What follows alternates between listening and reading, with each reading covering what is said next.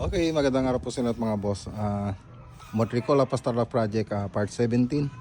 So update lang po tayo rito mga boss. So nilagay na po lahat ng grills tsaka yung gate natin, okay na. Tapos yung WPC, ayan, nilalagay na rin po nila.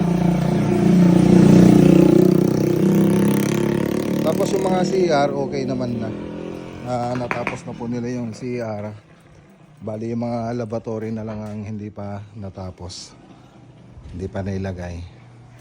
So punta po tayo dun sa loob. So linis na lang po ang gagawin natin dito.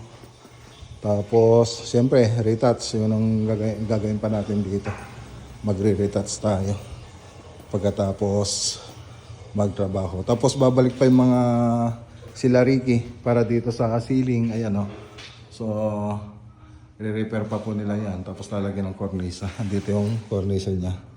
Tapos pipinturan pa po nila yung sa may bakod. Yan pa yung isang babalikan nila Ricky. So nasa Isabela po sila kasi. Tapos ito yung isang CR. Ayan o. So laboratory na lang kulang dyan. Tapos dito sa likod. So ito pa. Ayusin din po nila ito.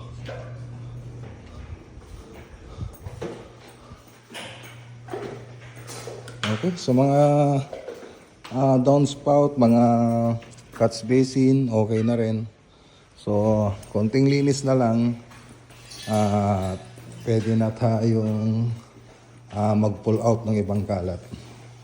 Alright.